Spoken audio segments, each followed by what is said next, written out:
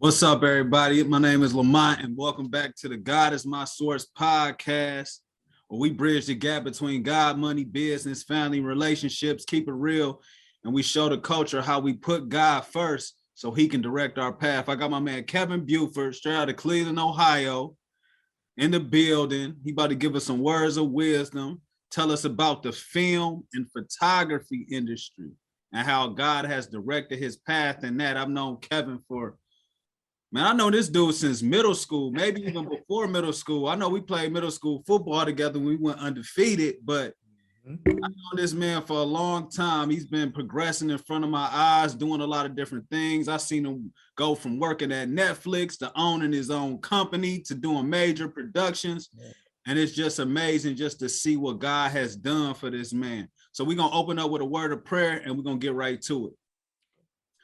Father God, in the name of Jesus, we thank you for this day. We honor you and we praise you, Lord. We can't thank you enough for forgiving us for every sin of omission and commission, Lord Jesus, Lord. You just showed us what we need to do, Lord Jesus, Lord. Thank you for showing us what to do with our times, showing us to do with our resources, and ultimately finding our purpose so that we will be pleasing to you and be a servant to others. We ask you to help us and speak through us today, Lord, so that we can bring people closer to you, bring people that have fallen astray back to you, and show people how to use you for fulfilling the purpose that you have put us on earth to do. We thank you for everything you've done for us. We bind ourselves to your will on earth as it is in heaven. In Jesus' mighty name, I pray it is so and it shall be. Amen. Amen. Amen. My man's Kevin Buford in the building. Like I said, I've known this man for a long time. So let's give us some of your background. Like we know you from Cleveland. Talk to the people for a second. Man, well, first, before I get into it, man, I truly appreciate you for having me on, man. Just to see your growth and evolution over the course of time has been absolutely amazing. It's a privilege to grow up with you and then to grow in faith with you as a brother. It's super dope. So when you asked me to do this, it was hands down a no-brainer. So I appreciate you more than you know. More do you know? So, but my name is Kevin Buford, originally from Cleveland, Ohio, also known as Cut and Kev. I actually stay in Atlanta, Georgia right now. I am from Cleveland, but I actually went to school in Wayne State University in Detroit, Michigan. I played ball there, where I actually graduated with my degree in media arts and production. So I actually went to school for my degree, and I actually ended up being extremely passionate about it. One of the things that I had a conversation with my mom prior to when I was in high school. I talked to her and I told her, she asked me what did I want to do with my life. And I told her I want to be a photographer, right? And she said, well, photographers don't make any money. So I immediately changed my thought process, because being in the atmosphere that I'm in, I'm standing under mom's house, mom's rules and different things like that. So I end up going to school on an engineering scholarship and being able to play football as well. But doing that, I actually got hurt there and I fell back on my degree, which was media arts and production.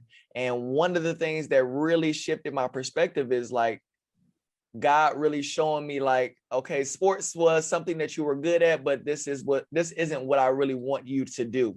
So that was like one of the toughest battles in my life, and after that, I actually transitioned, moved back to Cleveland, gave mom a kidney, then ended up coming out here to Atlanta, not starting my business, but really excelling my business to the next level with high ticket. And we're serving coaches, consultants, and service providers on a day-to-day basis with high level content and compelling stories. So it's like super dope to kind of see that evolution and that transition. So yeah, it's been a process, man. It's been a process. Oh, amen. You just said you gave your mother a kidney. Yeah. Yeah, I did. I gave my mother a kidney in 2017, May of 2017.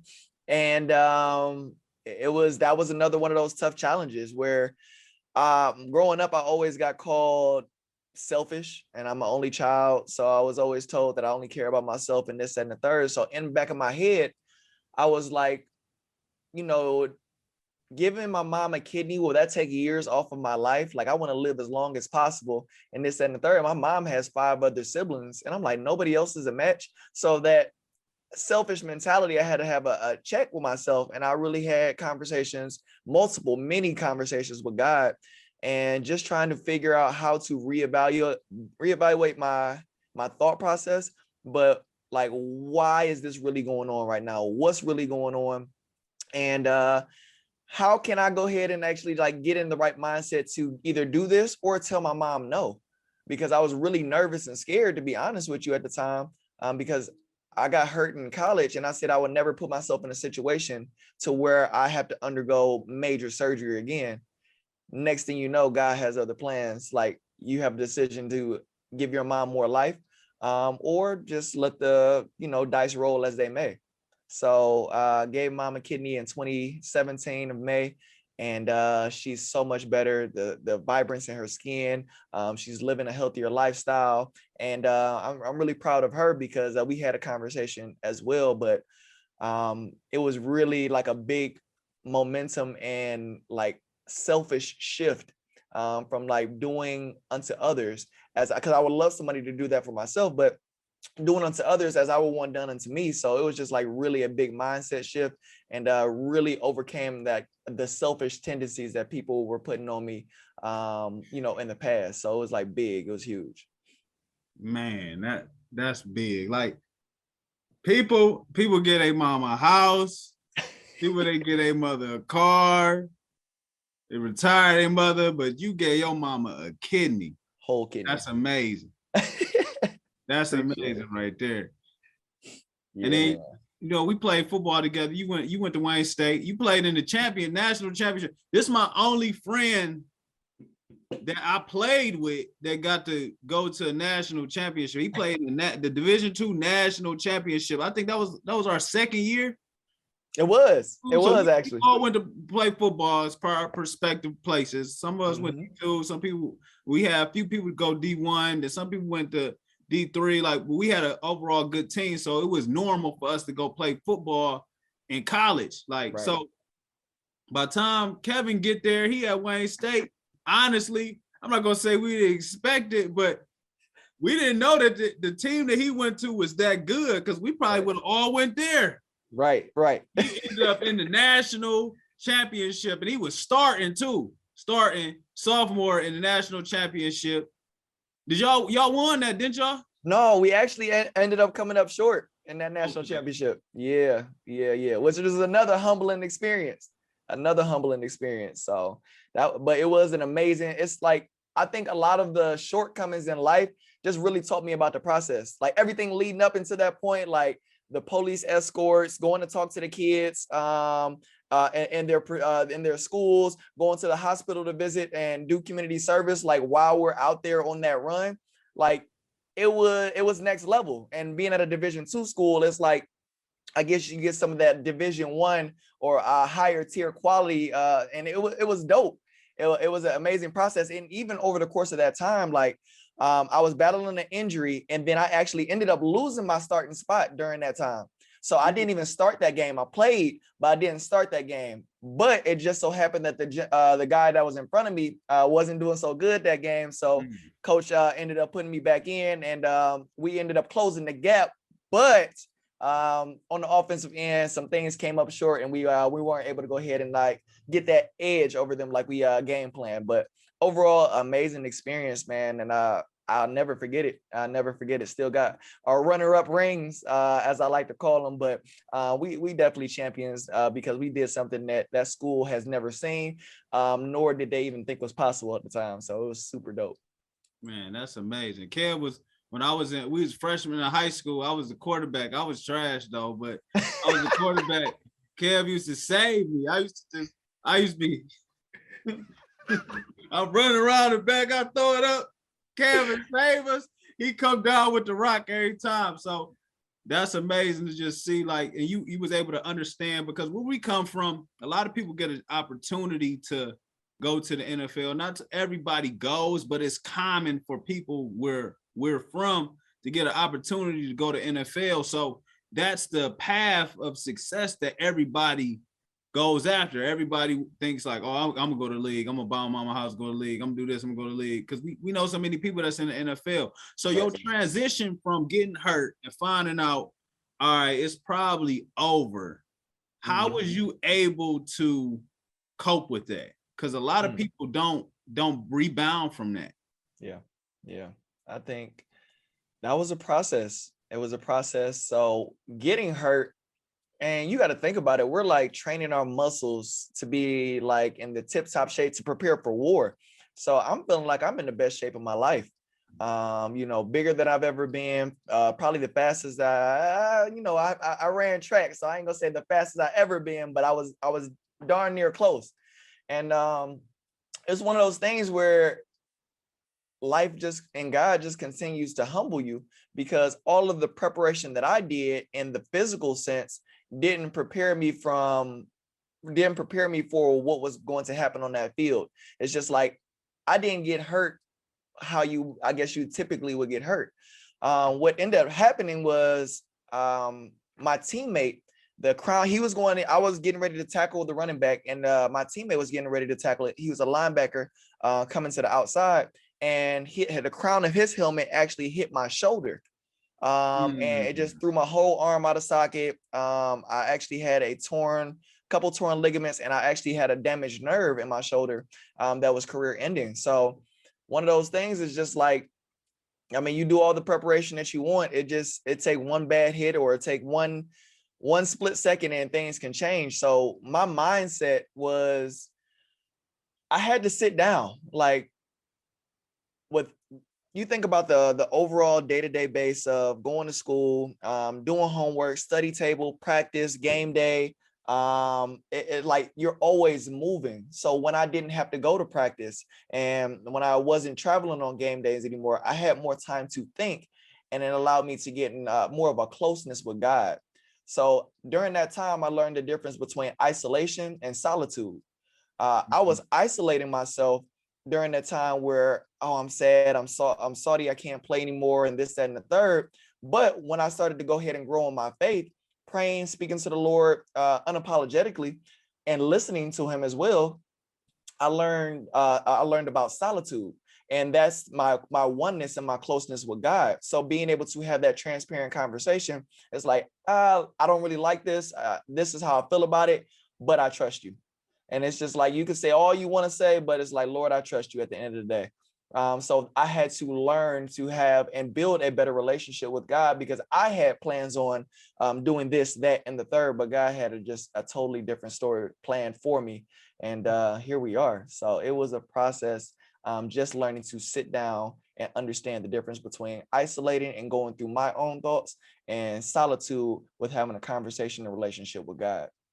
That's amazing. I never looked at it like that. There's a difference between isolation and solitude. Some people think that when they in a season and being by themselves or alone, that they need to try to figure it out. They need to be doing something. They need to be on the move. And that's like real big. That's probably because I remember you was engineer. You was going you about to go to school to be an engineer. I didn't even know you was doing film, and then you started doing work with me. Right. So when was the transition to like, all right, my purpose isn't to be an engineer. I'm only being an engineer to try to make money, or try to fulfill what my mother is telling me to do, because oftentimes we live life without fulfilling our purpose. We just live to just make money. Like we weren't born to wake up, go to work, pay bills, and die. That was one of my reasons starting this podcast, because we need to learn how to trust God as our source so He can direct us, right, versus trying to make something happen for ourselves and direct ourselves. So how did what brought you to that point in your life to understand that film was what you were supposed to be doing? It was, you think about it this way, like, I had to learn a lesson, like what's meant for you is like truly meant for you. Like if you're along this path, no matter what you got going on, like if it's meant for you, then it's meant for you to do. Like I said, I had that conversation with Mom. Hey, I want to be a photographer, and just crush my dreams. I went to school, got straight A's my first semester, but I wasn't fulfilled. So that next semester, I ended up taking a film class teaching about how film was made and how it was shot. And I promise you, I fell right back in love with just the photography and film aspect. But that planted a seed in my mind of like, I can be the orchestrator or the editor of my life. Like the way that things were going, like, you know, you can shoot something at this point, but it can be at the very end or beginning of the movie. So it's just like to have control of a timeline was something that was so intriguing and amazing to me. And it was just like, I gotta really get back into this. Like I gotta the photography aspect first and foremost, but the seed that was planted with film was just like a game changer for me. So I had a conversation with my cousin. My cousin was the first person to ever give me like a digital camcorder. And I came home on winter break and he said, you know, how's school going? I said, it's cool. You know, I'm having a okay time, but it's not great. It's like, why? It's like, I'm not doing what I want to do. And he said, again, why?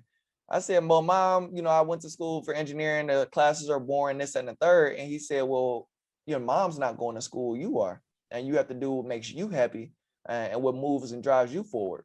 Because at the end of the day, you're going to have this job or you're going to be doing this and not her. And I was like, it was so simple of a conversation, but just hearing it from the perspective of others is something that really shifted my mindset of myself. It's like, I can't be only drawn to or portrayed as from the perception of others, in the sense of I can't just look at what mom wants for my life. I can't just be what mom says or wants me to be because of how she grew up.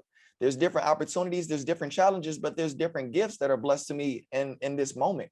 So I went back and I immediately changed my degree after hearing my cousin, and I fell in love with my classes. Straight A's. They still have some of my projects as examples for some of the things that I did in those classes. So it's like I was starting to actually move in my purpose.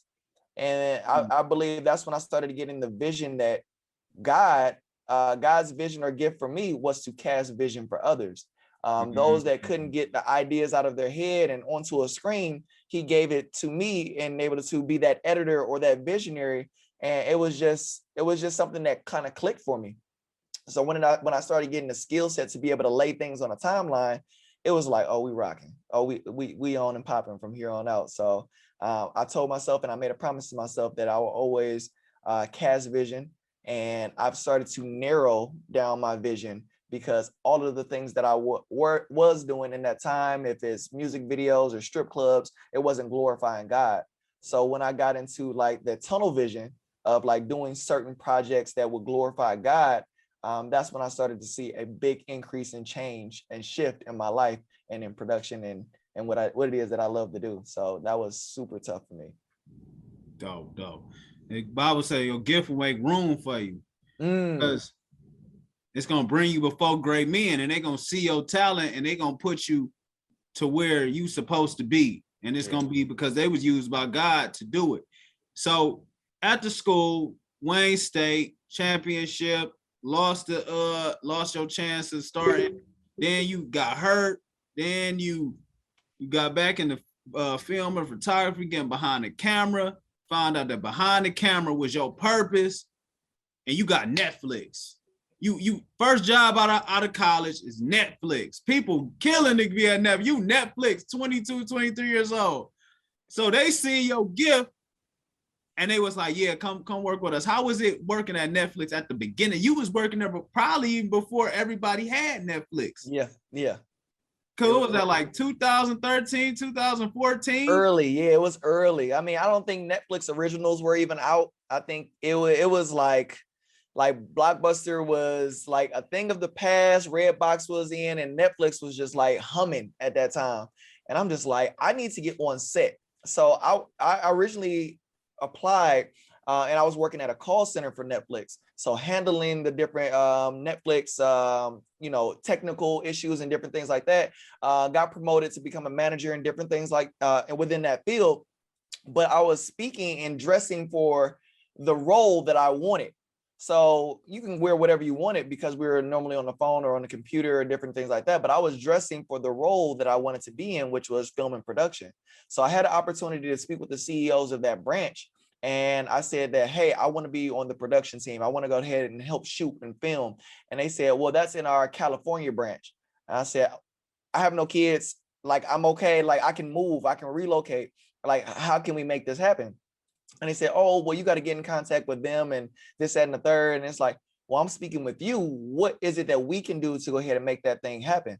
And I don't know if they were turned off by the aggressiveness or the assertiveness, because I'm like, you're going to have to tell me no, that either it's not that you can't do anything, but you're going to have to tell me, no, I'm not willing to help you. That's what my premise was. And my purpose was in that moment. It's like, that's the only way that you're going to get me to stop talking to you at this point. It's like, no, I'm not helping you, because you have the connections. Give me the phone number, like make the phone call, or just tell me to get gone. So it was a dope opportunity and experience. The pay was cool, but I just couldn't see myself sitting behind a desk and overseeing Netflix and like, this is what we're gonna go ahead and distribute on this platform of Netflix for this area. It's just like, I guess I was overseeing the company, I guess, division of what was being shown on Netflix. And like, that was cool. And I don't discredit that, but it's just like, I needed to be doing film. Like, I found my purpose. I know what I want to be doing, and I'm not fulfilled. So I said, I promised myself I would never put myself in a position to set myself up for failure. So that meant, okay, even though you're getting paid, like, don't become comfortable now that you found your purpose. So I got an opportunity. I got a phone call. It was my guy C-Mac, and he was like, I'm heading out for AllStar Weekend, and I need a shooter to come out there with me and document these parties and different things like that. At the time, it's like I couldn't take off because of the high demand in the season. And I think AllStar Weekend was in February, which is right around my birthday. And I said, I'll be there. Didn't know how I was going to make it happen. And this, that, and the third. I think I made up a lie at the time. And I said that my mother was sick. And I got to be off and everything like that. I'll tell you about that in a second. But I got to be off and everything like that. They ended up firing me from the job, so it was all meant to be anyway. But I ended up going out to AllStar Weekend, and I got to shoot for Diddy and Revolt. I got to shoot Chris Brown, Busta Rhymes, Miley Cyrus, met T.I. and Tiny. Like, the networking was absolutely crazy. And it just goes to show, like, picking my purpose over a paycheck was like absolutely amazing. And I would have never gotten that opportunity had I not taken a chance on me and then just praying about it in the first place. So it was a phenomenal experience. And that's what really skyrocketed my belief level to take this production to another level. So then once you got fired from there, you just been on the ground running ever since. That's it. And I've had my ups and downs moving forward, like any business.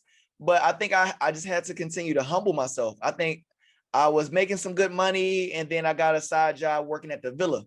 But I never got comfortable at the positions and the places that I was at. When I worked at the Villa, they had something called Villa TV. And I'm like, my visuals would be super dope up there. I can see, and I talked to the manager. I said, can I come in and bring my camera in and shoot a promotional video for the store and this, that, and the third? And they said, okay, yeah, go ahead and bring your little camera in. You can do your thing. I ended up doing that, and they're like, oh, you're actually dope at this. So they had me doing events and this, that, and the third. Remember I said that I had lied to Netflix and told them that my mom was sick. And then that's when I found out my mom was having kidney problems. So I didn't even know this at the time. So you got to be careful of your words as well. So that was another thing. But I ended up, like I said, moving back home, and I got transferred to a villa that was out there, but I didn't want to work there. So I actually had my cousin at the time. He was a villa manager, store rep, and everything like that. He started hiring me to shoot the actual events. And all of my videos ended up being on the national recognized Villa TV all across the country. So when I visualized back in Detroit working at the Villa, it's like, man, my videos would be super dope up there. Just speaking it and talking it and seeing it every day, like my visuals be dope. My visuals would be dope up there. And then actually having the opportunity to make that happen. I believe like the top 4 or 5, and these are all on YouTube as well, but I have all of the top 5 highly watched videos from Villa and created and curated videos that are like probably were highly run at that time, just from just casting that vision and speaking it. So it was like super dope. Commercials, all of those commercials are just flying across the screen. Like, and my cousin would send me every day, like, hey, your video up on the screen today. Like, and they just run it. It was looping every single day. So the next event, I shoot that. It ended up on the TV. Next event, shot that, ended up on the next TV. I think one of our best ones was like the eggplant, when the eggplant came out, which is a phone posit.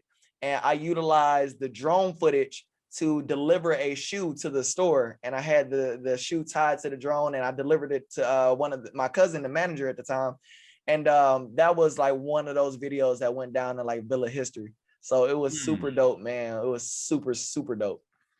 Yo, gift will make room for you. This man went from Netflix call center to picking the shows that we watch on Netflix to saying, that's not what I really want to do. You know what I mean? People, they be like, oh yeah, this is. Because I bet you probably making, getting the numbers, probably making like in the 60, 70,000 range, like 24, 25.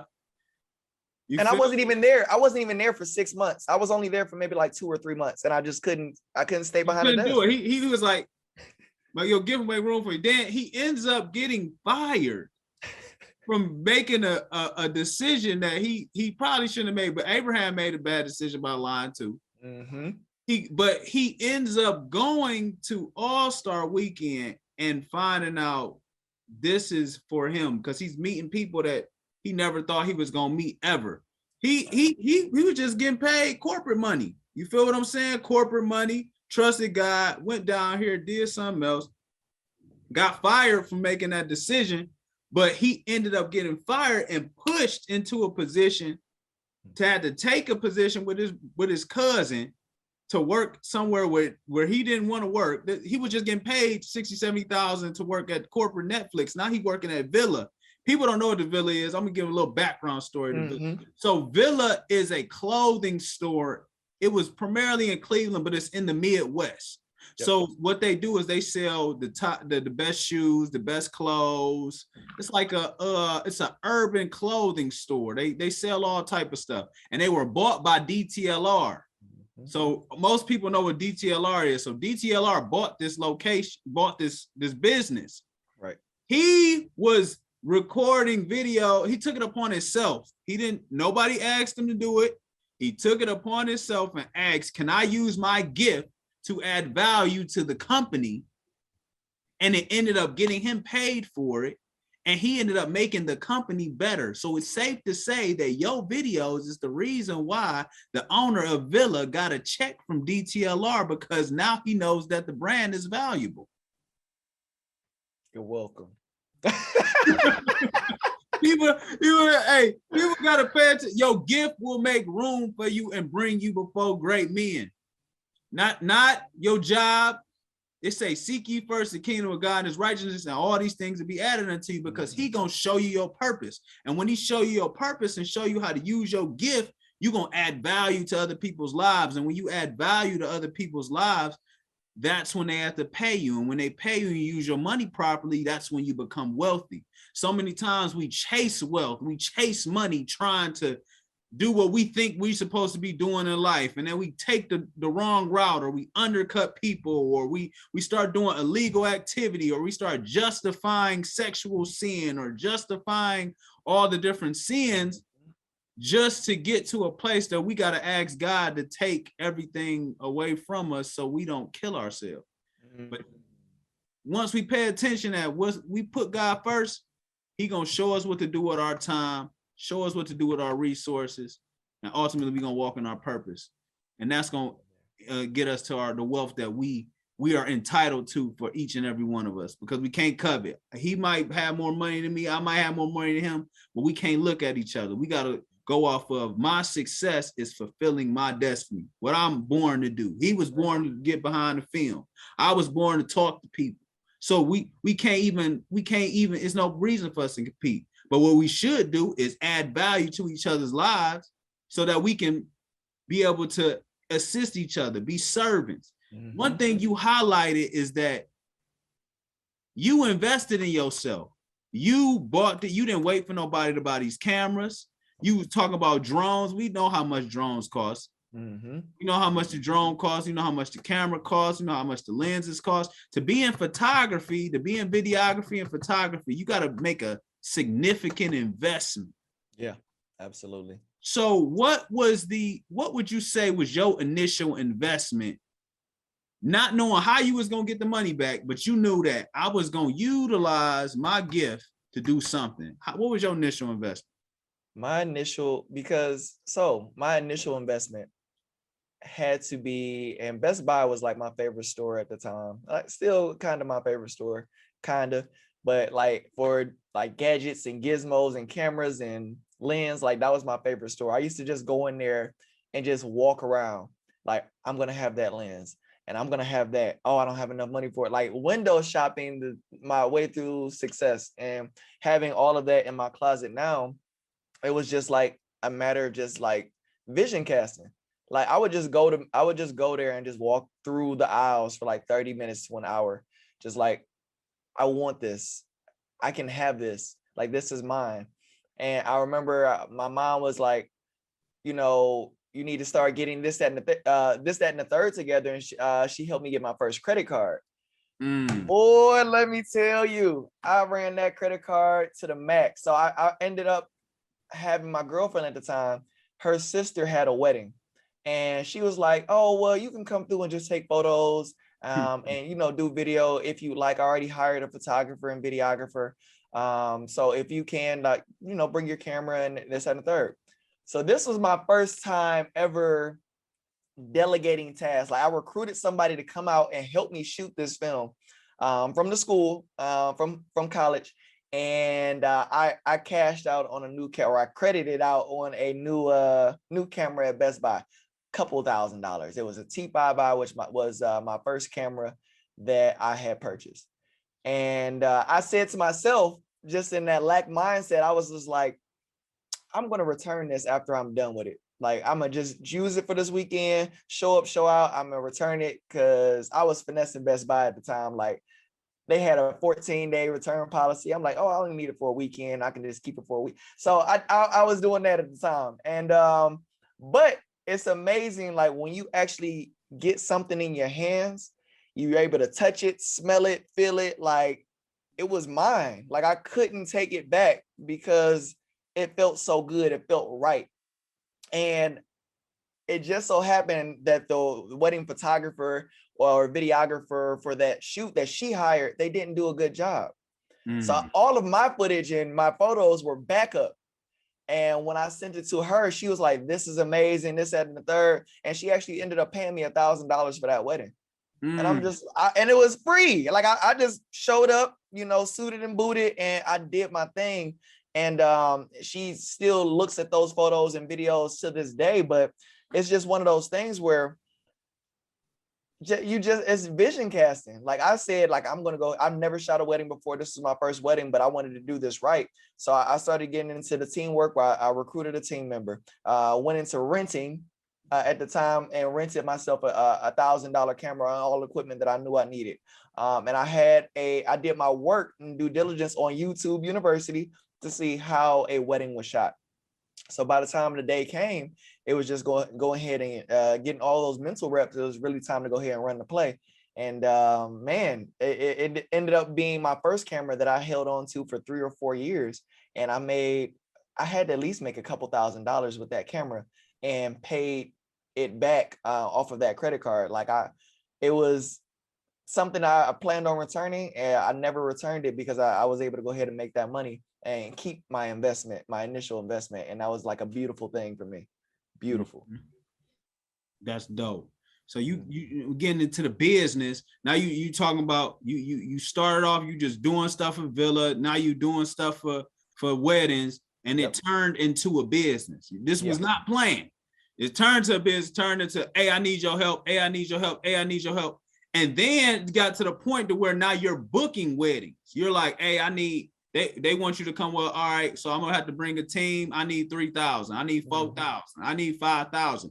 You getting these increments, and now you get to the point to where you surpassing the Netflix salary. Right. And this came from, and it's not even years after Netflix. This is a this about a year, maybe a year and a half, because I remember I was right there for the process. So now you recruiting people. You done started a whole media firm from a camera. Yeah. And I'm not gonna lie to y'all. If y'all haven't got work from it, if you in Atlanta, you need to work with him, because this I'm not gassing. I don't work with a lot of photographers, video. He probably the best person in Atlanta. They don't know it yet, but he probably the best person. Like, he might be the best in the whole country. I never seen nobody take as much I wouldn't say pride, because wouldn't be pride is the word to say that I was going to use, but the things that he does with the camera, the way he takes pride in the quality, the way he takes pride into how he makes you happy, getting you the product on time. And it's really the storytelling. Like, I'm really engulfed in like the storytelling. Like, when I talked about like framing and editing, like, I don't just shoot an event to like put a recap together. Like, I actually develop a story while I'm at that event.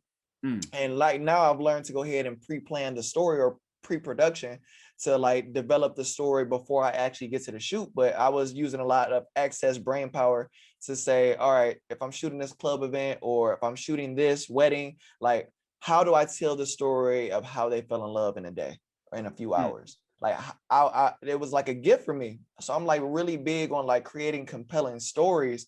And I think that's what the difference maker is just allowing myself to be in that element of like, how do we tell the past and make it present, which is my gift to you. So like, that's what I take pride in, I guess you can say. And I just give it all to God, because it's not anything that I really learned too much of, but it's just a gift. It's just a gift. But transition into that business aspect, like you said, I think we go into like, if you think about the way that a story is being told, like, there's the intro, the beginning, and the rise in action, like the beginning of starting the business. I got to like my peak where like I had my first $20,000 client, and it was just like, man, am I ready for this? And it's just like, okay, do I need to go get all this extra equipment? I had everything in my arsenal already to be successful, but I let a dollar amount dictate how the quality that they already saw. I let that dictate like, oh, I should go ahead and get something else. I should get something more to amp up the quality, because this is $20,000.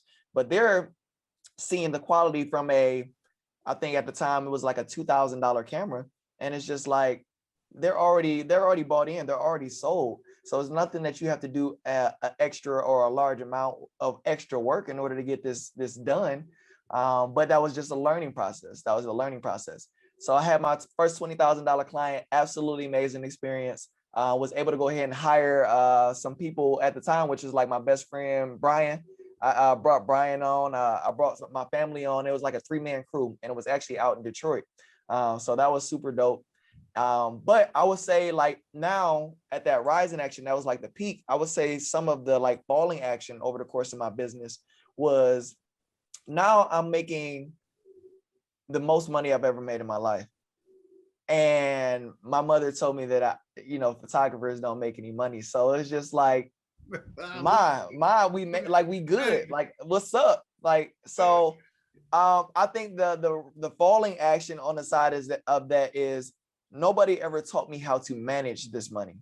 Nobody taught me like, having like 10 bands, 20 bands sitting in your bank account. Like, you don't just touch all of that. Like, you have access to it, but it ain't just to be spent and swiped and like going here and going there. So it's just like, I had to really learn the tough lesson. And even going into 2020 and COVID, it's just like, I wish I had learned that lesson earlier on, to go ahead and be able to instill that into others, but to instill that into the infrastructure of my business, because I know I would be so much further than where I was. But I'm grateful for all of my lessons, because now we're able to make multiple 6 figures and different things like that. But it's just one of those things where I wish I had that money management, because nobody ever taught me about the camera. I never had a mentor or a business mentor. So all of this stuff I'm learning from experience. So that was just one of my life experiences, was lack of money management, and the money that I'm making hand over fist is, has to be invested in other things, but you got to go ahead and have your money work for you and not just continue to work for money. Okay. So that was one of my biggest things. I would say learning money management is definitely a key tool and resource into developing, building, and sustaining a thriving business. No, definitely. So you basically, you making $10,000-$20,000 a month. You 26, 27 years old. You making $20,000 a month, but you paycheck to paycheck because you like, all right, I got it. Let's go to the store. It's coming back. It's coming back. I got it. It's coming back. Yep. That's the hard thing to swallow. My biggest thing is because I wasn't like big into clothing and shoes and everything like that. My biggest thing was travel. Like I prayed to God back in school, like I hope and pray that this gift allows me to travel. So, I mean, now I have the opportunity to go to, and my mother's never traveled. She's always, she travels, and my family travels vicariously through me. So I'm now traveling to like Miami, and, I've been to almost darn near every state, all 50 states. And like now getting out of the country, I got a chance to go shoot in Anguilla. I got a chance to shoot in Cancun. Dubai is coming up next. So it's like this is what I always pray for, is like allow my gift to make room for me to be able to travel and experience different cultures. So I'm like super grateful for that. But that was my, I guess you can say, get off money. Like that's what I would utilize it for. I would travel and have different experiences. So I'll go here or buy a flight there and stay here. So that was my get off money, as you could say. That boy sitting there first class. He like first class. No more spirit. No more spirit. No more spirit. I'm in first class Delta. But you learned your lesson though. So like a lot of people, so I talk to a lot of like photographers, videographers, they don't really get it. Like, but you were able to understand it in a way that you was able to create an entire business behind this, and not just a little business. Because you do well with this business. You do all types of events. You do corporate events. You do events for well-known people. You do content, as you just said before. You getting into consulting now. So what are some things that you would tell someone who's just now getting into the field of film and photography of how they can create a business that's profitable?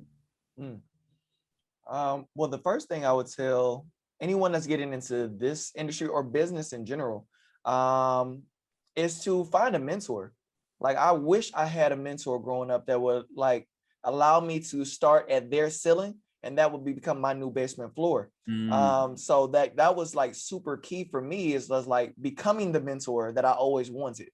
So when I was building a team and continuing to build a team, because I see this being nationwide and just worldwide, but it was one of those things where it's hard to find good help, and you want to build a team of trustworthy and reliable people, but work with people that have the results that you are looking for, that you want. And then understand, number two, I would say, what are you getting into it for? Like, what is your purpose or reason behind doing this? A lot of the people that I was like building up at the time, they just wanted to make money with the camera, but they didn't have any like big goal. Like, I wanted to make money to be able to travel, and then it actually transitioned to be able to retire my mom, wanting to retire my mom, because that's actually still a work in progress right now. And then so yeah, having the mindset, like, what is it that you want this camera or this craft to do for you? Like, having that mindset, and not, if it's just monetary and just based on money, it's not going to get you too far, and you're going to be doing it for vain reasons, and that just doesn't have any type of coincidence with your growth. It doesn't help that. And last but not least, so we talked about this a little bit earlier, but I would say the last thing, like telling someone to get in, or anybody that wants to get into the business, or my business in particular, or just in general, is just make sure that you have some type of education going into this. Studying, though, like not trying to reinvent the wheel. A lot of the issues and things that I went through, or that people go through, can be prevented if you just actually pick up a book and do the reading or do the research. We're so prone on getting our information from social media that we can prevent ourselves from getting into debt or by starting a business if we go ahead and do some research, building our credit, and then still working our 9 to 5. On the side, you can go ahead and start actually developing business credit so that can actually fund your investments leading into your business. So doing your research, doing your due diligence, doing your homework when it comes to getting into that craft, and don't try to reinvent the wheel, because more than likely it's already been laid, a path has already been laid for you. Just follow those footsteps and then start going ahead and making it your own lane once you really get into it. I got you. No, that's definitely key, because of me being a small business owner, I ain't gonna call it small business no more. Me being a corporation owner, that was one of the biggest things I had to understand, was how to utilize other people and not try to do everything myself. Because so many times we trying to wear every hat. I got the Scully on, I got the ballpark hat, I got the snapback to the back. We trying to wear every hat because we think that's gonna save us money. But as Black people period, but as Black people, one thing I noticed, that the reason why our businesses only go to a certain extent is because we don't pay attention that we can't do everything. We wasn't born to do everything. The better I am at delegating and putting people in position. So like, this is what you want to do with your company, your time. This is what you want to do with your time, period. You want to be able to do whatever you are the best at. If Kevin is the best behind the camera, he need to be behind the camera. If I'm the best at, we're going to say, just finance or business management or whatever it may be, that's what I need to be doing. And I need to be hiring different people to be put in a position to do everything else the best that they can be. I need the Michael Jordan of finance. I need the Michael Jordan of accounting. I need the Michael Jordan of marketing. I need the Michael Jordan of chief visionary. I need the Michael Jordan as a chief op. If this is what these big companies do, Wells Fargo, AT&T, they put the best people in position so that they can do what they're best at doing, and they can just ultimately grow, and everybody gets paid from the situation, because now you're creating the all-star team. You're creating the dream team. You want to be able to create the dream team in your industry so that you can be the best at what you're doing, not trying to juggle all the hats just to say, I'm self-made. I'm self-made. It don't mean nothing. If you're not maximizing your potential and maximizing your time to do the thing that you're best at doing, you're wasting your time. That's it. That's key. And that's something that I'm still developing within my business. If you really want to scale to a high level, you have to understand that it takes a team. My mentor now, he talks about having a team of A players and B players, and just understanding like who are the people that get the work done, that do what they are told to do.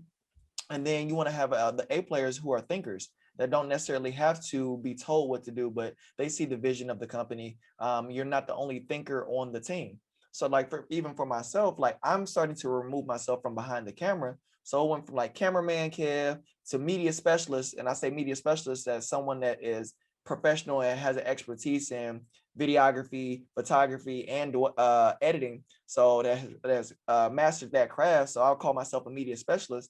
And now I've transitioned into a media strategist. So now I'm talking about how to better develop and cultivate a story, how to go ahead and use this content to create cash flow for your business. So now I want to be able to replace myself as I go ahead and elevate to CEO, which is just overseeing the business. So that's my biggest thing, is now, like, I'm not just seen as cutting care of the shooter, like I'm seen as cutting care of the speaker, cutting care of Coach Kev, coming 2022, coaching program coming Coach soon. Kev. Let's go. So it's one of those things. So it's the transition and the evolution. So being able to do that, just step and replace. So it's as soon as you go ahead and start elevating, just go ahead and replace somebody at that position, whether it's a VA or virtual assistant, personal assistant, a bookkeeper, whatever the case may be. But you have to look at the overall spec of your business and see what it is that you need first, and what can you delegate those tasks to get done. So yeah, you wear all of those hats. One thing that was a big game changer for me was SOPs, like standard operating procedures, wherein Like if I don't have if I don't have an assistant, then I am the assistant. So what are my assistant tasks on a daily basis? It's checking emails, checking phone calls, making sure ads are running, this, that, and the third. So it's just like create that daily checklist, give that to the virtual assistant, and now you have that running on autopilot. That gives you and leaves more brain space for you to focus on whatever the next task is. So that's a game changer for me, and that's still an ongoing process for myself as I develop a dream team, as we like to say. Because black people main thing, they say, I'm not paying nobody to do that. Yeah, absolutely. You want to pay. It's not, I'm not, it should be, I want to pay somebody to do that. Because if my investment, say I'm a photographer, but I can delegate the editing task out. Right. If I can pay somebody $500 instead of saying, I'm not paying them $500. I'm not paying nobody $500. If I pay him $500, but what if I pay him $500 and that $500 gets me $5,000 gigs? Oh. All I'm doing is getting $5,000 gigs, taking the pictures and sending it to him, paying him $500. I'm making $4,500 per play without doing all the hats. But people, we got to pay attention to this. Like, but the beautiful thing about that is like people forget why you're actually in the entrepreneurship in the first place. Like this, you want your time back. So you don't want to be spending all of these hours doing all of the work. Like I'm working so I can have more freedom, time freedom. Like you don't necessarily understand that early on because you are wearing each and every hat. But when you start delegating that task, money pays for your time freedom. Like we don't get that until it's too late. And it's just like you start delegating tasks to at a later point or later stage, and then you have no cash flow. Like I would much rather pay somebody else to go ahead and do this so I don't have to worry about it. And then that frees up space in my mind to focus on the bigger vision, bigger goals, and scaling this business to the next level and beyond. So you definitely want to pay and invest more than anything. You want to invest in others so you can go ahead and develop more time freedom for yourself. Definitely. We taking the bag, we get in the bag and go buying the new Balenci's. We going to buy the Dior, the new Gucci.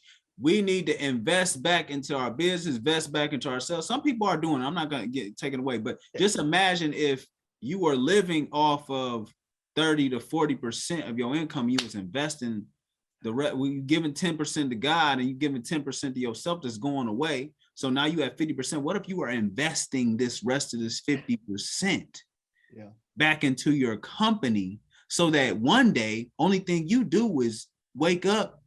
And I have a mentor right now, Kev. It blew my mind. He said, so he has multiple businesses. He said he has a company right now. He makes he said it depends on how many people he can get on board, but he doesn't do anything. He makes between $10,000 and $15,000 a month. And the only thing he does is once a month, he reviews the payroll. That might take him an hour. Make sure that they're not playing with his money. And he makes upwards of $10,000 to $15,000 a month just delegating. He does not doing nothing. He just making sure he has all these people in position to make sure they do their job, make sure they do their job, make sure they contact this person, make sure they contact. Oh, I trust him, I trust them, and I sign the checks. That's it. That's the goal of life. That's what we should be seeking to do. Like, that's what we should be seeking to do for real. So like, what you identify, like we got, Instagram is in play. We got the TikTok and all this different stuff. And we seen how I seen how you was able to leverage all these different platforms and leverage the different opportunities. What opportunities are there in photography and videography for people who may even just see that they like cameras or they want to get into content creation, and how can they monetize these opportunities? So monetizing the opportunities, like with getting into videography or photography, like you have to understand that like this camera is like a key to doors that you may have never walked through without it. And what I mean by that is like my mentor, he says like he likes and enjoys being like the spook at the door, which is just like somebody at the door just listening and ear hustling in, whether it's a conference about how to build your credit, or whether it's like a conference on how to go ahead and generate cash flow consistency, or clients, whatever the case may be. like the camera, and for anybody that's getting started, the camera can be a key to get you into certain rooms that's going to help accelerate and elevate your business to the next level. So instead of doing, and I've learned how to go ahead and like build relationships with just having a camera, and where I understood that your money is no good here. I want to just be close to the fire. So like, what's your next event? What do you have going? What do you have going on? And it's just like those things for me is like super crucial, because I've now turned those, I guess you could say I've turned those relationships into revenue just by having my camera and being in the place and being a face. And I got booked by letting this be a free event, and it turned into me being able to charge a fee for somebody else that's in the room. So it's just like this camera can be a key to getting in certain rooms that is going to help unlock and scale your business to the next level. But you just got to know when to have it be free, and then when to make your fee off of going ahead and creating that content with the camera. So turn those relationships into revenue, man. Turn them into revenue. For sure. You can fix your camera, because I hear they hitting you. But but they people don't understand that, because like it's even small thing. I remember we was talking one day, you was telling me that you got like a situation where you get on the internet and you can just get booked. Like, people don't know that like you can get so much money. You probably can make, when you told me about all the opportunities, I would think somebody can probably make between 3,000 and about between 3 and 10,000 just getting booked for freelance gigs. Yes. Yeah. Yeah. You absolutely it's like can. Uber. It's like Uber. Content creation is like Uber right now. It's duplicatable and it's systematic. It's just like, this is the system in order to do something. Like, as long as you know what problem it is that you're solving for your client, like, it's hard to go broke again. It's hard to ever go back to where you came from. Like, you have a problem, you know the target audience, and you know their pain points. So it's just like understanding what problem it is that you're solving, and then continue to go ahead. And with my content, it's like I drip content on the pain points that people may be having. People see like content creation to being a terrible or a hassle of a thing. So it's just like, hey, I charge 10K to go ahead and do content creation. You don't have to worry about creating the content. You don't have to worry about posting the content. You just need to let me know who it is that you serve, what is it that you're going to do for them, and then how they can get in contact with you. So now, like, if you don't have to worry about that, that will be an amazing investment of to go ahead and do that over the course of a month. That's going to generate more time for you to do whatever it is to scale your business. So it's just like having a system in place, man, is like so crucial, because like with Uber, it's just like that is the pain point. People need to get places, but they don't have a vehicle. So let me go ahead and be the middle gap and bridge that gap to from issue to issue being solved. So it's just like, what problem are you solving for people? If you're looking to get into business, it's just like solve a problem in the world and never look back. Like, work that problem. And until you systemize that and got that running consistently by itself, then you can move on to the next business or source of income. But find a problem and solve that problem, systemize it, and duplicate it. Boom. What were some platforms that you were able to utilize to get booked so that you can be able to grow your business? One platform that I utilized early on, I utilized HoneyBook. I still like HoneyBook, but HoneyBook allowed me to go ahead and really get into the contract and proposal, because I was just doing a lot of conversation prior to that. So that was like really big for me. It's just like, I can send out a questionnaire. They can go ahead and fill out that information. It's like, it was less face-to-face interaction or on the phone talking. It's just like, I know the problem that you're having. When we get to the call, now all we're doing is breaking down whatever the issue is, and are you willing to make the investment?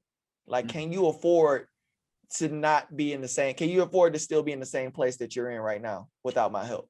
So that like, it made conversion easier by just being able to go ahead and handle that system of contract, questionnaire, payment all in one place. So HoneyBook was really good. Dubsado is extremely amazing. That's actually what I'm utilizing right now for my conversion as far as contracts. A system, an easy platform to generate leads, and also just being able to go ahead and have contracts and make payments there. So I utilize Dubsado as well. Those are two like easy, quick ones that you can utilize that are only a few bucks a month, maybe like 20, maybe 15 to 30 bucks a month. Okay. And once you had your systems in play, where were you going to get clients? So earlier on, a lot of my clients were word of mouth. Okay. And that it was just like, as long as I continue to post my content, because so what I'm doing right now is I'm actually running ads. So like I'm generating new leads on autopilot. So taking the money that I have and having it work for me to go find my clients. So like that's like a beautiful thing of ads right now. But prior to is just like, if you wanted to go ahead and do it the free way, I would say posting content consistently is an easy way to go ahead and generate leads, but it has to be intentional content. So it's just like, what is it that you do? What problem are you solving again? And then like showcasing your work and and having a call to action as far as like, click the link in the bio to schedule a call. Head over to the website to check out this work. Whatever the call to action was, that's what helped really go ahead and showcase like, oh, the holiday season is coming up. I want my family photos, or my next conference is coming up and I do need that captured in a cinematic way because I want to sell out at the next event.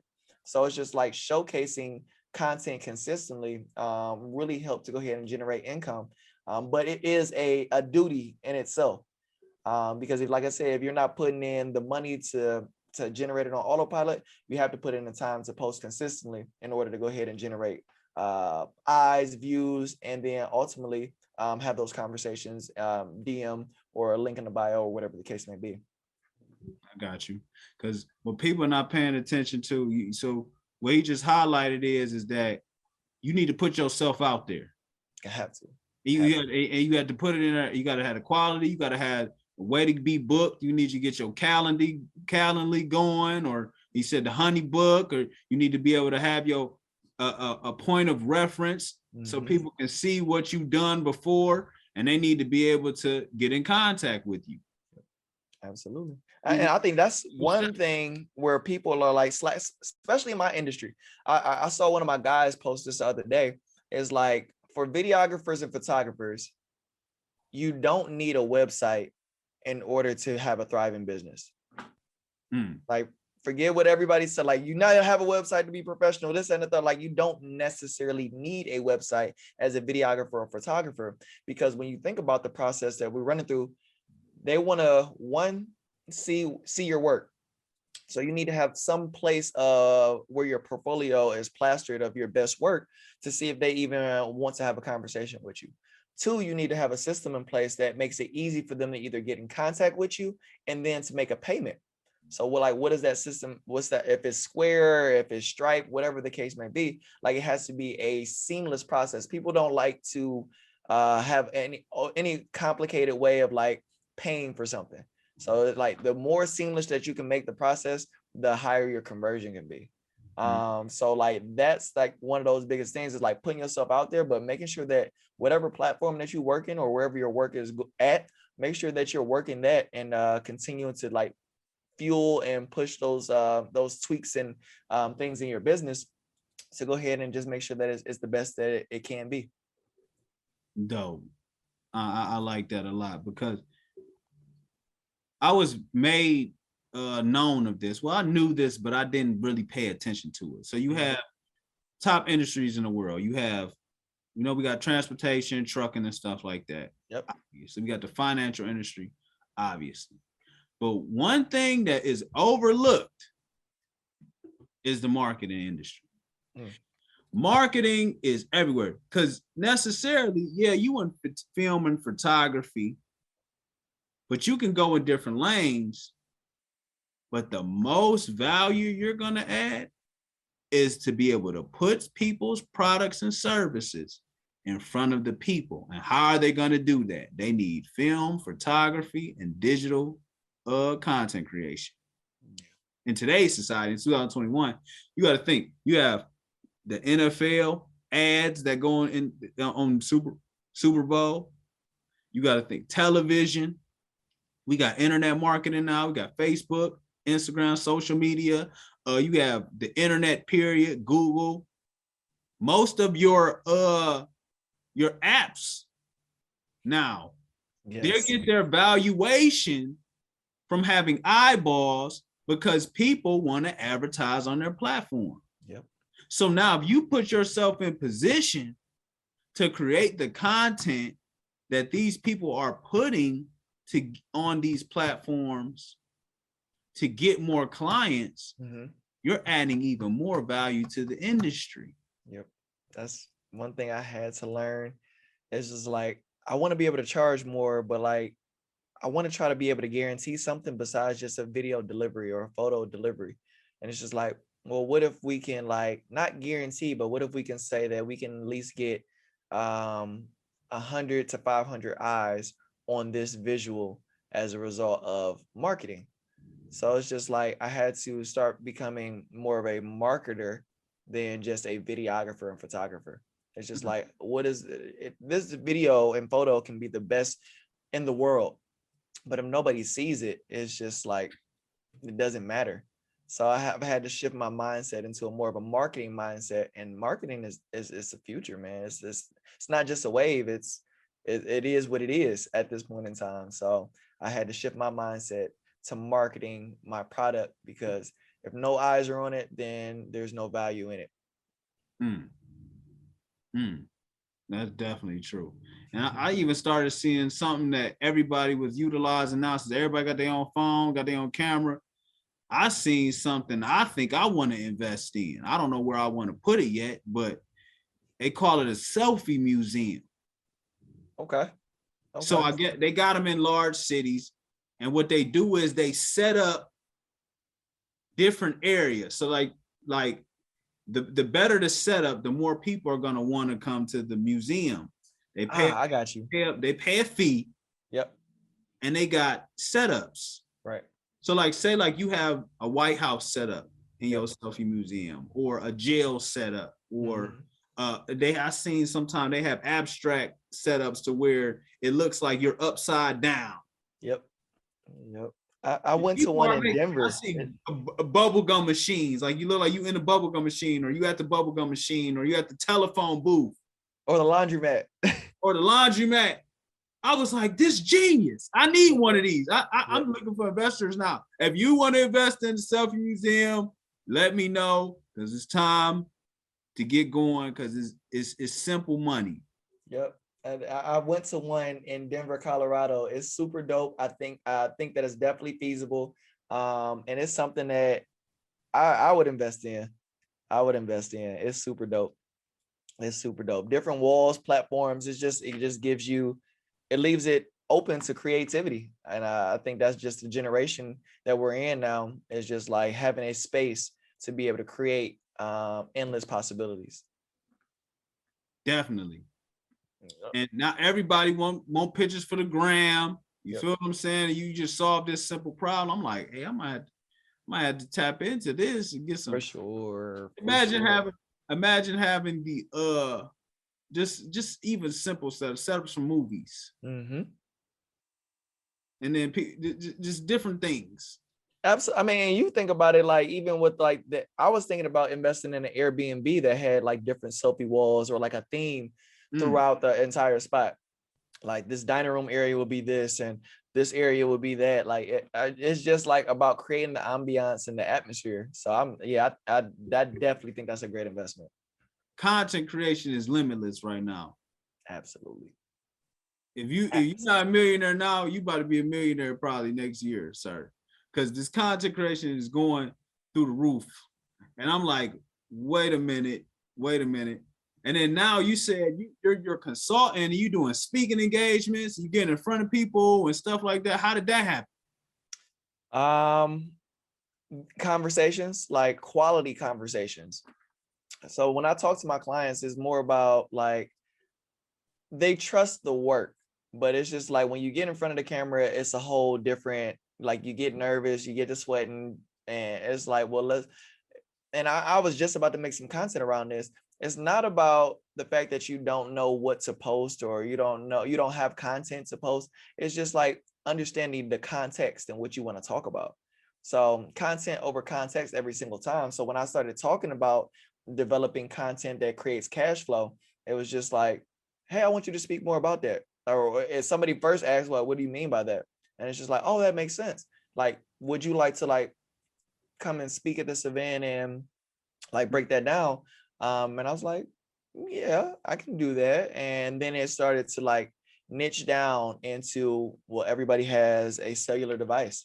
So it's just like, how do we turn, our cell phones into content that sells? You know what I'm saying? So it's just like, how do you create high quality content right from your phone? That's what I have been speaking on in these last couple of engagements, and it's been absolutely beautiful. So like, it just started from quality conversations where people that already had a platform saw that this was a need in the market to be elaborated on. And it was just one of those things where I can definitely oblige myself to go ahead and do so, because this is my field, this is my realm. And everyone has a cell phone, so everyone sees that as a market. So if they're looking to build their business and not invest in a photographer or videographer at that present time, and you want to do the work yourself, then this is a valuable option. So it was just about having quality conversations, and then getting booked from that event. Somebody heard me speak and was like, I'm having an event, I'd love for you to speak here. Boom, somebody saw me on social media at that event, and it's like, oh, I'd love you to speak. So now it's starting to turn into a thing. So now the goal is to monetize myself from the stage. If it's not booking or getting paid speaking engagements, then it's figuring out how to generate more leads within my business while at these other people, while at these other events in front of a different audience. Yeah, you got to turn up. So how could somebody who just brand new, somebody got a cell phone, how could they turn their cell phone into a cash machine? Wow. So I just got this brand new iPhone 13. Like, you have to utilize this or see this as like a tool. You have to see it as a tool, because it can easily become a distraction.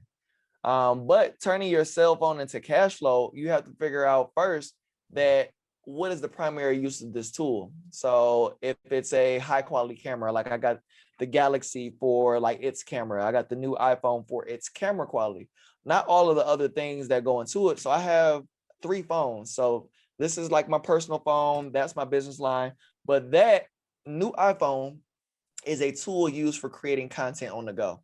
So high quality content on the go. So understanding like, what are you utilizing this device for? Like, a lot of people don't have storage on their phone. So it's just like, if this is the phone that's going to do that, make sure that you have space to go ahead and create this content at the, in a split second. So if you really want to take your content to the next level and utilizing your phone as a resource to do that, figure out what it is that you want to talk about first, and then figure out, you can go to YouTube, or you can, like, I'm going to have an intensive in January that breaks down how to use and create high quality content from your phone. It's called Cell Phone Cinematography Cash Flow course. So I'm going to basically break that down, and we're going to go ahead and show you how to do that. But one tip and trick I can give you right now is just basically knowing what it is that you want to talk about. Know who it is that you're talking to, and as a result of them watching your content, what do you want them to do?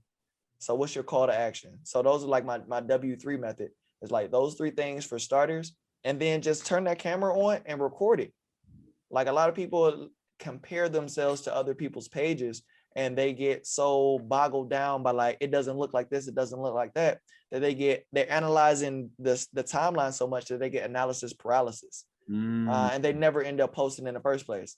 And I've been a victim of it.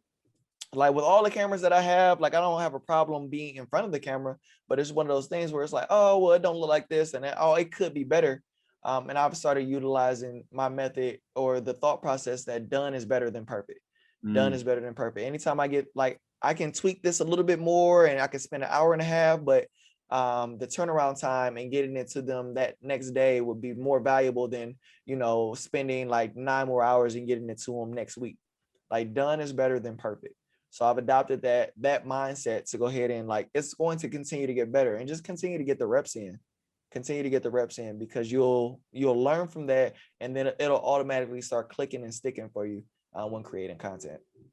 No, that's real life though, because I've been victim of that before, having stuff stored up, waiting. I'm gonna wait till the moment. You never do it. Just post stuff. That's what you post the stuff. The people, somebody gonna see it. It don't matter about me likes, views, none of that. You practicing. Like you said, you getting the reps in. You're not about to. You're not about. I'm not about to just go to the NFL combine and throw up the 225 25 times. No, I gotta practice. I gotta fail. I gotta learn what works, what doesn't work. Yep. What my audience likes, what my audience don't like. And sometimes I'm learning that when you get, so I took a whole break from social media 2020. Mm-hmm. And I'm recording artists, doing all the different stuff. And so when I come back, new mind frame, God in the mix, and I'm putting God first, and I'm not doing the same stuff I'm doing, I'm not getting the same people liking and doing my stuff. So now my stuff not hitting the algorithm. I can easily get discouraged. Like, all right, I'm used to getting 600, 700, 800 likes. You feel what I'm saying? But now I'm not getting that no more. But sometimes the less likes and the less views that you getting is better, because now you're hounding in on your target audience. And now that target audience is going to grow like a snowball effect. And then you're going to have compound interest. Yep. And then once you got a cult-like following, you got people that no matter what you do, no matter what you say, they rocking with you because they trust you. You add value to their lives. Mm-hmm. It's endless. You'll rather have 1,000 loyal, I'm not gonna call them followers, but you will rather have 1,000 loyal people in your tribe that you assist and add value to than 1,000,000 people that are wishy-washy. Yeah. Because those 1,000,000 people that are wishy-washy today, they might be on your side today. Something happened, they ain't rocking with you no more. But if that 1,000 people can buy 100, they can spend $100 with you. Mm-hmm. That's $100,000. But if that 1,000 people can spend $100 with you a month, yeah, yeah, $100,000 a month, right. And if you can get them the high ticket, you just talk about high ticket. He helping high ticket. Hey, so y'all better check him out. He help people high ticket. High ticket is anything over 3,000. So if you can get 1,000 people to pay you $3,000. Come on. You talking now. You talking right now. You talking. Don't let that go over your head, man. Don't let that, like, we're gonna do the math just so y'all can see what it is. Yeah, because it's and I'm learning. This is a numbers game. This is a numbers game, man. If you got a product or service that you $3,000 times 1,000 people, this was it is. That's it. But say you did this for a launch. It only took you 90 days to gear up the launch. You just made $3 million in 90 days. But now we just taught you, you don't go flex with it. You don't go get the Lambo. No, you gotta reinvest this. Yeah. You would reinvest that $3 million to now you invest that $3 million so that you can have, we're gonna say now you got 5,000 loyal people. Mm-hmm. The next launch you make them, now you got 5 million. You made 8 million in 6 months. Mm-hmm. You keep doing that, it's endless. It is. It's endless. Content. Hey, you need to do. I ain't gonna lie to you. You might need to do boot camp or conference, or that might need to be a course, because by the time this come out, somebody gonna want to do that. So you're right. I think I'm gonna holler at you, because I'm thinking January. Like I said, this cell phone. I'm thinking about having a 1-day intensive. Okay. And charge.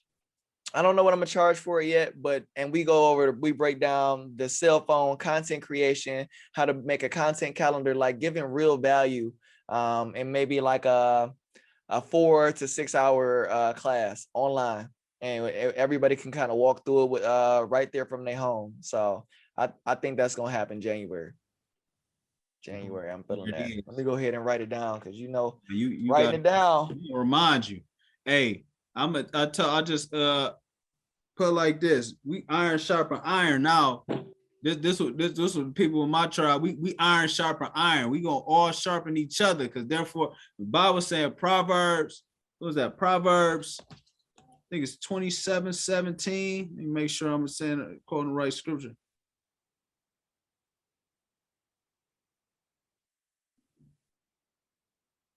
Yep, Proverbs 27:17. Iron sharpen iron, and one man sharpens the face of his neighbor. Iron sharpen iron. Another version say, so therefore another friend sharpens another. Different versions of the Bible. I like NIV. You feel me? But this Bible gonna give you everything you need to know about life. And when we sharpen each other, we put the kingdom first. And when we put the kingdom first, what we gonna do? Man, we're gonna make room. We're gonna get our gift. Our gift's gonna show us our purpose. It's gonna make room for us. And then we're gonna become wealthy. And it's not just wealthy about the money, because I can have $10 million that will kill me. But Kevin can have $10 million, and he utilizes this $10 million to do what his purpose is and do his assignment. We all have different assignments. Therefore, each of us should be sharpening each other so that we can fulfill our assignment. You were born for a reason. And this is the season to ask God what you was born for. And it's time. I'm gonna push y'all. I'm pushing everybody. Everybody who watching this podcast, we are pushing each other to sharpen each other. That's what we're gonna do. Appreciate Kev for hopping on here. Kevin is the GOAT. If y'all need to know, I'm telling y'all now, Kevin is the GOAT. Y'all gonna see one day, y'all gonna see the good man's steps is ordered by the Lord. And we appreciate you for giving us your wisdom. What's some wisdom that you would give somebody today? What's some words of wisdom you would want to lead the people with? I think 3 words my mother always told me, like growing up, and it's amazing how it fits like how God has casted me the ability to cast vision. My mother, I call it the 3D effect. And it's basically your decisions determine your destination. So making the right decisions for yourself, making the right decisions, and having a vertical relationship with the Lord, it will determine the destination that you ultimately end up at. So make sure that you're doing it for the right reasons and not being vain about it. Always give God the glory. And my biggest thing is just like make those decisions, because ultimately they're going to determine where you end up, who you're serving, and how you're able to serve in the long run. So your decisions determine your destination. Decision determine destination. So we're gonna fast forward 5 years. Where will your decisions lead you next 5 years? Next 5 years. So this, and like if you ain't got a 5-year plan at least thought out, but definitely have it written out. But next 5 years, we have a production agency that's worldwide. One of the production agencies that we have built up to multi-millions of dollars. We actually sold that production company and agency for a nice chunk of change, which is I would say at least about 150 million. At least we sold that company. So and I've made reliable partnerships that have increased revenue, but we've casted vision for countless videographers and photographers that are looking to get into this realm, and they're really looking to not just do this for money, but to actually being able to utilize this as an outlet for themselves, to be able to get their thoughts and different things like that out of their head by helping other people do that same exact thing. So that's what my coaching program is doing, is basically teaching you how to elevate and scale not only your media, but your mindset, and also just moving forward in your progression as well. So like mindset and your state of mind are one thing, and then developing your media mindset, and then just creating like a message, like a big message that really reaches the world. It's like I really wanted to like be something that's overwhelmingly powerful and undeniable, and it's heaven sent. So I don't necessarily know what that is yet, but I just want to be used. I just want to be used. So I'm just learning how to, on a day-to-day basis, as just continue to submit and just submit for the Lord. So remove any of my vain thinking and just kind of give it, and really not kind of, but give it all to God. So I am open to what else he has in store for me. But that's what I see for myself. But, you know, God normally has his own plans. And as I continue to speak with him, we're going to go ahead and get on the same accord. There it is. Y'all know Kevin, his company is called Locker Room Productions. And I prophetically see it being an incubator for videographers and photographers where they can come get hound in and just be in the locker room, get their weight up, get into the weight room, get going, practice, game time, be able to provide them with opportunities to get their revenue up, being able to get into that classroom, get their media business going, and being able to send them out into the field and change people's lives. Yeah. It's going to happen. It's going to happen. It's already done. It's already done. Hey, I see it. It's going to be good. It's going to be good. Well, appreciate you for hopping on the God is My Source podcast. We really thank you for coming in and talking to the community. We're gonna have you on again. Like I said, we growing this right now. We few episodes in. We just want to build the kingdom. We need to build it. We need to build the kingdom. We need to build each other up. Keeping God first, bridging this gap between God, money, business, family, and relationships, because we need it in our community. We need it in our community. We've been chasing the bag too long, and God give us the bag. There's no point even chasing the bag, because God gonna give us the bag, but we got to be put in a position to be used for his glory. And like I said, I appreciate you for coming on again. We're going to link up again soon. We on the lookout for your coaching program. Be on the lookout for all the videographers and photographers. Yeah. Know y'all locked in. He going to have the coaching program going. Yep. Make sure y'all tap in with him. What's your social media so they can contact you if they have any questions, concerns, or they just want to hop in the coaching program, get on the waiting list, whatever they need to do. Got you. So once again, this is Kevin Buford, also known as Cuttin Kev. It's KUTTIN on all social medias. So that's TikTok, Instagram, Twitter, and then Facebook as well. Kevin Buford or Cuttin Kev. And yeah, the coaching program will be coming this upcoming year, 2022, where we'll be basically helping videographers and photographers attract premium clients while scaling their business while working 50% less. We'll be working on and developing the 3 M's, which is basically your mindset, your market, and then your media messaging. So those are the 3 things that we're looking to go ahead and do and help you scale your business to the next level. Let's go. Let's make it happen. Like I said, we're on the God is My Source podcast. My name is Lamont. Kevin, can you pray us out? Yes, sir. All heads bowed. Dear Heavenly Father, we come here today saying thank you. Thank you for just waking us up this morning, starting us on our way. We thank you for who you are, and what you continue to do in our lives. We thank you for the joint union that has brought this interview and this podcast together. We thank you for allowing you to speak through us.